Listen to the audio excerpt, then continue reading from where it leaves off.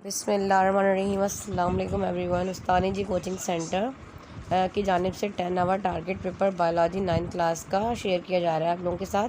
अगर आप लोगों के पास टाइम कम है तो आप इसको भी फॉलो कर सकते हैं, इससे आप एटलीस्ट पास हो जाएंगे इंशाल्लाह। लेकिन जो मैंने 15 डे टारगेट पेपर और जो प्रिपरेशन पेपर आप लोगों के साथ शेयर किया था तो आपने उसको ज़रूर फॉलो करना है अगर टाइम है तो, ठीक है जी। Basically this is a 5 day target paper, so give 2 hours daily to achieve good hold on the revision of biology. काफ़ी सारी चीज़ें आपने इसमें से याद की हुई होंगी। डिफरेंसेस सबसे पहले आप देखें, prokaryotic and cell and eukaryotic cells, anaerobic and aerobic respiration breathing में डिफरेंस है। फोटोसिंथेसिस एंड रेस्पिरेशन में डिफरेंस है। एनिमल एंड प्लांट सेल में डिफरेंस है। माइटोसिस एंड मियोसिस में डिफरेंस है, ठीक है। ये फ़र्क आपने करने क्योंकि आपके पेपर में एक एटलीस्ट डिफरेंस आता है। और डिफ़ाइन आ सकता है एनाटॉमी, बायोकेमिस्ट्री, एंटोमोलॉजी, और आपके पास है यहाँ पर parasitology, developmental biology, pharmacology, nutrition और ऑटोट्रॉपिक न्यूट्रिशन। हिटोट्रॉपिक में डिफरेंस भी आ सकता है। ऑटोट्रॉपिक 8 और 9 डेफिनेशन है ना, इन दोनों में डिफरेंस ही पूछ सकता है कि ऑटोट्रॉपिक और हिटोट्रॉपिक न्यूट्रिशन में क्या है डिफरेंस, बता दो। इम्यूनोलॉजी है और ये एक्सोसाइटोसिस और एपोप्टोसिस, ठीक है जी। ये आपका जो है डेफिनेशंस है। तो ये डॉक्टर लाइबा सरली ने प्रिपेयर किया है आप लोगों के लिए। इस टाइम तो उन्होंने कहा कि मैं ये सबसे वॉइस ओवर दें और बच्चों के साथ शेयर कर दें, ठीक है। आपको पता है बेसिकली मैं तो मैथ्स सब्जेक्ट टीचर हूँ और इवन अगर कोई टर्म्स में पढ़ते हुए कोई मिस्टेक हो गई हो तो माजरत। कोशिश कर रही हूँ कि आप लोगों को एक्सप्लेन कर दूँ।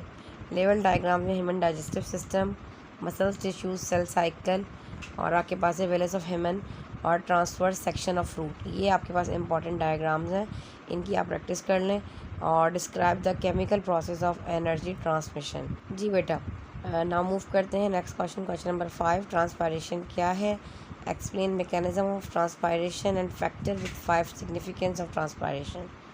What are enzymes and how they reduce the amount of activation energy.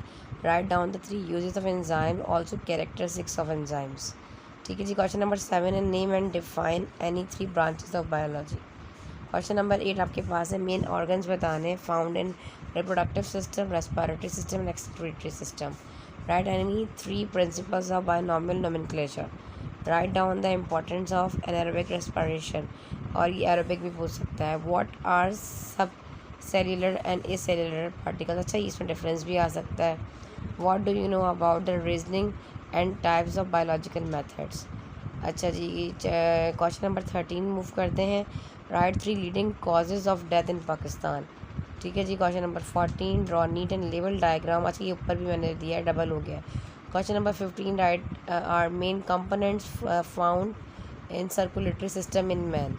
Describe the structure of chloroplast. ये आपके पास क्वेश्चन नंबर 19 है और डायग्राम इज़ नॉट रिक्वायर्ड। और नाउ मूव करते हैं क्वेश्चन नंबर 17।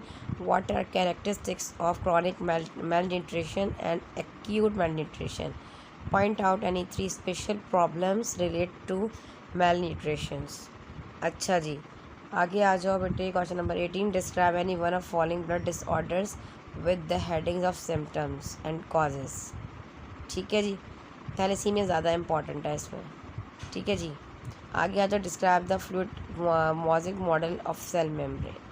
तो आपने इतना सा इसको फॉलो कर लेना है। और एक MCQs का लिंक मैं डिस्क्रिप्शन में दे रही हूँ, उस MCQs की वीडियो को जाके वॉच कर लें। और एक PDF भी आप लोगों के साथ 9th क्लास बायो का शेयर कर रही हूँ, उसको देख लीजिए। इंशाअल्लाह अज़्ज़ा वजल आपका पेपर बहुत बहुत अच्छा हो जाएगा, ठीक है जी। इसके अलावा मैंने 15 डे टारगेट पेपर भी मैंने अपलोड किया था, उसका लिंक डिस्क्रिप्शन में दे दूँगी। फिर 5 डे टारगेट पेपर आप लोगों के साथ शेयर किया था, उसका भी लिंक डिस्क्रिप्शन में दे देंगे। और जो प्रिपरेशन पेपर्स का पूरा लिंक भी आप लोगों के साथ डिस्क्रिप्शन में दे देंगे। उनको आप देखें अच्छे तरीके से, दुआ में उस्तानी जी को रखें याद। मिलते हैं इंशाअल्लाह ताला इस तरह के हेल्पफुल लेक्चर्स के साथ। जब तक के लिए अल्लाह हाफ़िज़।